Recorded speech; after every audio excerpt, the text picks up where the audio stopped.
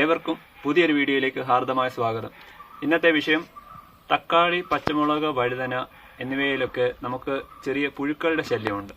അത് കൂടുതലും തക്കാളിയിലും അതുപോലെ വഴുതനയിലുമാണ്. തണ്ട് തുരപ്പം പുഴുക്കൾ, പിന്നെ അതുപോലെ ചെറിയ ചിത്രശലഭങ്ങളുടെ പുഴുക്കൾ, അതായത് ലാർവ, അവയെല്ലാം വഴുതന മറ്റുള്ള വിളകൾക്ക് ദോഷമായിട്ട് സംഭവിക്കുന്നുണ്ട്. എന്ന് വെച്ച് കഴിഞ്ഞാൽ നമുക്ക് അതിൻ്റെ വിളവെടുപ്പ് കാലമാകുമ്പോൾ ഈ വഴുതനയുടെയൊക്കെ അകത്ത് ചെറിയ പുഴുക്കൾ കാണാം. നമ്മളത് വഴുതനങ്ങയൊക്കെ മുറിച്ച് നോക്കുമ്പോൾ അതിനകത്തേക്ക് ചെറിയ പുഴുക്കൾ കാണാം. അത് ചെയ്യുന്നതെന്ന് പറഞ്ഞു കഴിഞ്ഞാൽ ഈ പൂക്കൾ സ്റ്റേജ്, അതായത് പൂക്കൾ വിടരുന്ന സമയത്ത് തന്നെ ഈ ചിത്രശലഭങ്ങൾ വന്ന് മുട്ടയിടും. അപ്പോൾ അവ ഇതിനകത്ത് ഇത് വളരുന്നതനുസരിച്ച് ഇതിനകത്തേക്ക് വ്യാപിച്ചിട്ടാണ് ഈ പറയുന്ന പുഴുക്കളാവുന്നത്. അങ്ങനെ പുഴുക്കൾ തിരിച്ച് അതിൻ്റെ ഫൈനൽ സ്റ്റേജിൽ വരുമ്പോൾ വഴുതനങ്ങ വിളഞ്ഞു കഴിയുമ്പോൾ ഇതിനകത്തെ എല്ലാം കാർന്നു തിന്നിരിക്കും.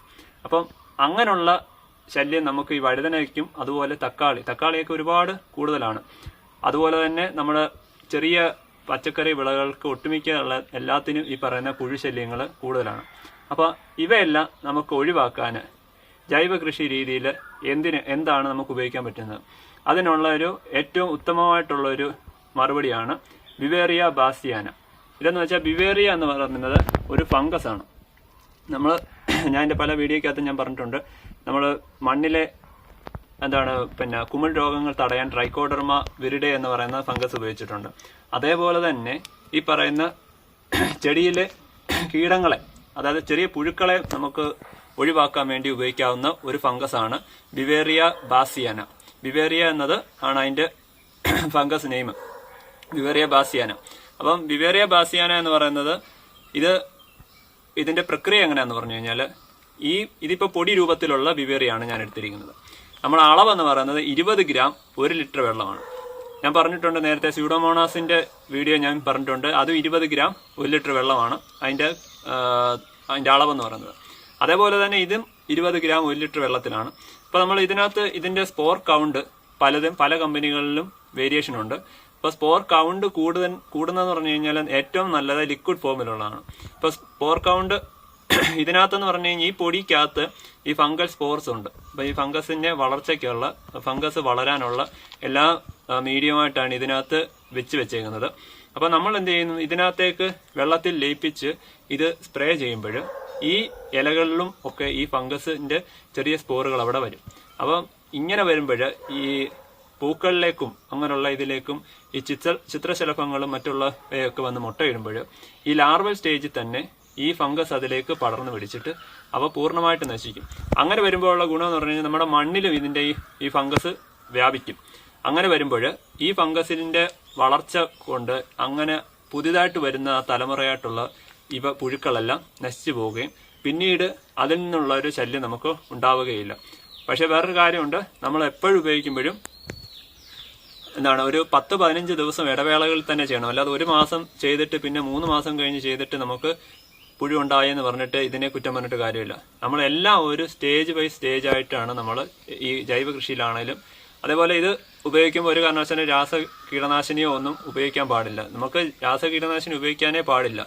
രാസവളങ്ങൾ ഉപയോഗിച്ചാലും കീടനാശിനി യാതൊരു കാരണവശാലും നിങ്ങൾ ഉപയോഗിക്കല്ലേ. അപ്പോൾ ഈ ഒരു ബിവേറിയ എങ്ങനെയാണ് ഉപയോഗിക്കുന്നത് പറഞ്ഞു കഴിഞ്ഞാൽ, ഞാനിപ്പോൾ 1 ലിറ്റർ വെള്ളം എടുത്തു. 1 ലിറ്റർ വെള്ളം എടുത്തിട്ട് ഇത് 20 ഗ്രാമാണ് ഇതിൻ്റെ ഒരു അളവെന്ന് പറയുന്നത്. ആ 20 ഗ്രാം ബിവേറിയ ഇതിലേക്ക് ഇട്ടതിന് ശേഷം, ഇതിപ്പം ബിവേറിയ മാത്രമല്ല, ഏതൊരു കാര്യങ്ങളും അങ്ങനെയാണ് ചെയ്യുന്നത്. ഇത് നന്നായിട്ട് ഇളക്കി കൊടുക്കണം. നന്നായിട്ട് ഇതിനെ ഇളക്കണം. അപ്പോൾ ഈ സ്യൂഡോമോണാസ് ആണെങ്കിലും ട്രൈക്കോഡർമ നമുക്ക് വേരിലൂടെയാണ് കൊടുക്കുന്നത്. പക്ഷേ സ്യൂഡോമോണാസ് എന്ന ബാക്ടീരിയ നമ്മൾ എടുക്കുമ്പോഴും ഇതേപോലെ തന്നെ എടുക്കുന്നതാണ് ഏറ്റവും നല്ലത്. പിന്നെ ഇതിന്റെ എഫക്റ്റ് കൂട്ടാൻ വേണ്ടി നമുക്ക് ഈ ഫംഗസിന്റെ എഫക്റ്റ് കൂട്ടാൻ വേണ്ടി ഏറ്റവും നല്ലതെന്ന് പറഞ്ഞാൽ ഒരല്പം ശകലം ശർക്കരയും കൂടെ അല്പം ഇതിനകത്ത് ഇട്ട് കഴിഞ്ഞാൽ, അത് ഉടനെ ഇട്ട് ഒന്ന് ചെറുതായിട്ടൊന്ന് ഇളക്കിയതിന് ശേഷം ചെറിയ രീതിയിൽ ഒരല്പം ശർക്കരയും കൂടി ഇട്ട് വെച്ച് കഴിഞ്ഞാൽ ഇതിന്റെ എഫക്റ്റ് കൂടും. ഈ ഫംഗസിന്റെ വളർച്ച കുറച്ചുകൂടെ ത്വരിതപ്പെടുത്തും. അപ്പം നമുക്ക് ഈ കൊടുക്കുന്ന വളം ഇതിൽ സ്പ്രേ ചെയ്യുമ്പോൾ അവിടുത്തെ പറ്റിപ്പിടിക്കുകയും ചെയ്യും. ശർക്കര എന്ന് പറയുമ്പോൾ ഒരു ചെറിയൊരു ഒട്ടലുണ്ട്, അവിടത്തേൽ ചെന്ന് പറ്റിപ്പിടിക്കാനൊരു സാധ്യതയും കൂടെ ഉണ്ട്. അപ്പോൾ ഇങ്ങനെ എടുത്തിട്ട് ഇങ്ങനെ നമ്മൾ നന്നായിട്ട് ഇളക്കുമ്പോഴുള്ള ഗുണമെന്ന് പറയുന്നത് ഈ പൊടിക്കകത്തിരിക്കുന്ന ഫംഗൽ സ്പോറുകൾ ഇതിലേക്ക് ഈ വെള്ളത്തിലേക്ക് അങ്ങ് ലയിക്കും. അപ്പോൾ ഈ ഫംഗസ് ലയിക്കുമ്പോൾ ഇങ്ങനെ ലയിക്കാൻ ഒരു കുറച്ച് സമയം എടുക്കും. കുറച്ച് സമയത്ത് ഒരു 2-3 മിനിറ്റ് മതി. അപ്പോഴത്തേക്ക് ആ പൊടി അങ്ങ് അടിയും.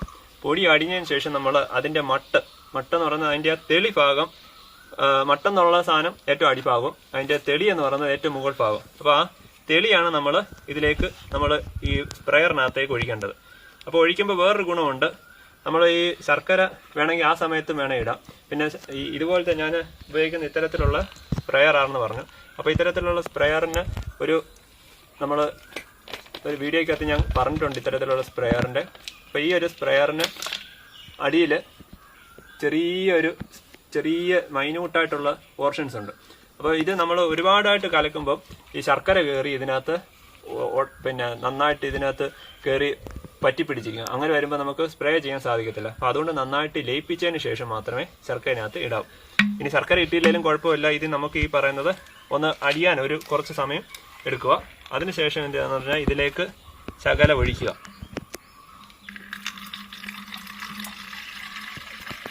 ഇതിലേക്ക് ഇങ്ങനെ ഒഴിച്ചു കൊടുത്തിട്ട് ഇപ്പോൾ കണ്ടോ ഇതിനകത്ത് തെളി കണ്ടോ? ഇതിനകത്ത് അതിൻ്റെ ആ തെളിയല്ല, അതിൻ്റെ ആ അടിമട്ടെന്ന് പറയുന്നത് ഇത്രയും കാണും. അവ നമുക്ക് പിന്നെയും ഇതിൻ്റെ ചുവട്ടിൽ ഒഴിച്ചു കൊടുക്കാം. ഈ ഫംഗസ് എന്ന് പറയുന്നത് നമുക്ക് മറ്റുള്ള രാസ കീടനാശിനിയുടെ കൂട്ടല്ല. അവ പിന്നീട് ഈ ഈർപ്പം ഉണ്ടെങ്കിൽ നമ്മുടെ ഈ മണ്ണിൽ എത്ര നാൾ വേണേലും അത് ജീവിക്കും. അപ്പോൾ അതിൻ്റെ ഗുണമെന്ന് പറയുന്നത് നമുക്ക് പിന്നീടുള്ള വരും തലമുറയ്ക്കുള്ള, അതായത് പിന്നീട് വരുന്ന സമയത്തേക്കും ഭാവിയിലേക്കും ഈ പറയുന്ന ഫംഗസ് നമ്മുടെ മണ്ണിൽ കാണും. അപ്പോൾ അതുവഴി ഈ ഫംഗസ് പലപ്പോഴായിട്ടുള്ള രീതിയിൽ ഇത് ആക്ട് ചെയ്തുകൊണ്ടിരിക്കും. അതായത് നിങ്ങളെ നശിപ്പിച്ചുകൊണ്ടേ ഇരിക്കുന്ന കൂട്ടത്തിൽ. അതുകൊണ്ട് അങ്ങനെയുള്ളൊരു ഗുണം നമുക്ക് വിളകൾക്ക് പിന്നീട് വരുന്ന ഈ ആക്രമണം തടയാനായിട്ട് സാധിക്കും. അപ്പോൾ ഇത്രയും ചെയ്തിട്ട് ഇത് ശരിക്കും ഇലകൾക്കാണ് കൂടുതലും കൊടുക്കേണ്ടുന്നത്. പിന്നെ ചെയ്യേണ്ടത്, ഇതിപ്പോൾ ഒരു തക്കാളി വഴുതനയാണ്. തക്കാളി വഴുതനയുടെ ഇതിലേക്ക് ഇങ്ങനെ ചെറുതായിട്ട് ഇലകളിലെ അടിഭാഗങ്ങളിലും ഇത് കണ്ടോ, ഇത് ഇങ്ങനത്തെ സ്പ്രെയർ ആണ്ട് ഇതാണ്ട് ഇങ്ങനെ ഒന്ന് ജസ്റ്റ് ഒന്ന് ഞെക്കിയാൽ മാത്രം മതി. ഇവിടെ നിന്ന് ചെറിയ രീതിയിലൊന്ന് ഇങ്ങനെ ഒന്ന് പ്രസ് ചെയ്താൽ മാത്രം മതി. ഇങ്ങനെ ഒന്ന് സ്പ്രേ ചെയ്യുക. അപ്പോൾ ഞാൻ ഇതിനകത്ത് ശർക്കര ചേർത്തില്ല. ശർക്കര ചേർക്കുകയാണെങ്കിൽ ഈ വെള്ളത്തുള്ളികൾ പെട്ടെന്ന് അങ്ങനെ ഒഴുകിപ്പോവില്ല. അപ്പോൾ അത് ആ ഇലകളിൽ ഇങ്ങനെ പറ്റിപ്പിടിച്ചിരിക്കുകയും അതുവഴി ഈ ഫംഗസ് സ്പോറുകൾ ഇതിലേക്ക് വളർച്ച പ്രാപിക്കുകയും ചെയ്യും. അങ്ങനെ വരുമ്പോൾ ഈ പുഴുക്കൾ, ഇതിനകത്തുള്ള എന്ത് പുഴുക്കളും, അതായത് നീരൂറ്റി കുടിക്കുന്ന ചിത്രകീടങ്ങളല്ല, അതും ഇതിനകത്ത് ചിലപ്പോൾ ഉൾപ്പെടും. എന്ന് വെച്ച് കഴിഞ്ഞാൽ ഈ സ്പോറുകൾ ഇതിനകത്ത് വരുമ്പോൾ ഇതിൻ്റെ പ്രക്രിയ എന്ന് വെച്ച് കഴിഞ്ഞാൽ ഈ സ്പോറുകൾ ഇതിനകത്ത് നിന്ന് ഫംഗസായിട്ട് വളരും. അതായത് പൂപ്പൽ രീതിയിൽ വളരുമ്പോൾ ഈ ജീവികളുടെ ലാർവകൾ ഇതിലേക്ക് വരുമ്പോൾ ഈ ലാർവകളുടെ ശരീരത്തിലേക്ക് ഈ പറയുന്ന ഫംഗസുകൾ പടർന്നു കയറി കഴിഞ്ഞാൽ പിന്നീട് അവയുടെ പ്രക്രിയ, അതായത് പിന്നീടുള്ള ജീവിതദശ അവരുടെ വെച്ച് തന്നെ സ്റ്റോപ്പ് ചെയ്യും. അങ്ങനെയാണ് അവയുടെ ആ ജീവിതദശ നിർത്തി അതുങ്ങളെ നശിപ്പിച്ച് കളയുന്നത്. പിന്നീട് അവ വളരാൻ അനുവദിക്കത്തില്ല. അങ്ങനെ വരുമ്പോൾ പിന്നീടുള്ള ഒരു തലമുറയായിട്ടുള്ള ആ ഒരു ജീവി വളരത്തില്ല. അങ്ങനെയാണ് നമുക്ക് ഈ കൃഷിയിൽ അത് കൂടുതലായിട്ടും നിലനിൽക്കണമെങ്കിൽ നമ്മൾ ഒരു 10-15 ദിവസം ഇടവേളകളിൽ കൊടുക്കണം. പിന്നെ അതുപോലെ തന്നെ നമ്മൾ കൊടുക്കുമ്പോൾ ഒരു സ്വല്പം ഈർപ്പം നിലനിർത്തണം. എന്ന് വെച്ചാൽ നമ്മുടെ ഇപ്പോഴത്തെ ഒരു അവസ്ഥ എന്ന് പറഞ്ഞാൽ വേനൽക്കാലമാണ്. അപ്പോൾ പെട്ടെന്ന് തന്നെ നമ്മൾ ഈ കൊടുക്കുന്നത് അങ്ങ് ഇതിൽ നിന്ന് വലിഞ്ഞ്, പിന്നെ അതുപോലെ ഉച്ച സമയങ്ങൾ കൊടുക്കുന്നതെങ്കിൽ ഉച്ച സമയത്ത് ഒരു കാരണവശാലും കൊടുക്കണം. നമ്മൾ രാവിലെ കൊടുക്കുന്നത് പെട്ടെന്ന് തന്നെ വെയിൽ വരും. അപ്പോൾ ഇത് ഉണങ്ങുമ്പോഴും ഇതിന് ചിലപ്പോൾ നമ്മൾ അളവ് കൂടിക്കഴിഞ്ഞാൽ ചെടിക്ക് വിഷയം വരും. 20 ഗ്രാം എന്നുള്ളത് ഞാൻ കാണിച്ചത് ഒരു അല്പം കുറഞ്ഞാലും കുഴപ്പമില്ല. അളവ് 20 ഗ്രാം ഇപ്പം അല്ലെങ്കിൽ ഒരു 5 ഗ്രാം ആയാലും കുഴപ്പമില്ല. പക്ഷെ അതിൻ്റെ ആ തോതെന്ന് പറയുന്നത് അസുഖം കൂടുകയാണെങ്കിൽ കൂടിയിട്ട് നമുക്ക് അടിക്കുന്നതിന് ഭേദം നമ്മൾ ഇത് വരാതിരിക്കും. വഴുതനയ്ക്ക് സ്ഥിരമായിട്ട് അടിച്ചാൽ ഏറ്റവും നല്ലതാണ്. വഴുതനയ്ക്കൊക്കെയാണെന്ന് വെച്ചാൽ ഈ വിവേറിയയുടെ ഗുണം നല്ലപോലെ നമുക്ക് മനസ്സിലാവും. അതുപോലെ തക്കാളിക്കാണെങ്കിലും പെട്ടെന്ന് തന്നെ ഈ പറയുന്ന പുഴുക്കളുടെ ശല്യം കൂടുതലാണ്. അപ്പോൾ ഇത് നമ്മൾ ഒരു 15 ദിവസം ഇടവേളയിൽ കൊടുക്കുകയാണെങ്കിൽ പെട്ടെന്ന് തന്നെ നമുക്കതിൽ മാറ്റം കിട്ടും. അപ്പോൾ ഈ ഒരു വീഡിയോ നിങ്ങൾക്ക് ഇഷ്ടപ്പെട്ടെങ്കിൽ ഈ ചാനൽ ഒന്ന് സബ്സ്ക്രൈബ് ചെയ്യുക, ലൈക്ക് ചെയ്യുക, ഷെയർ ചെയ്യുക. Thank you.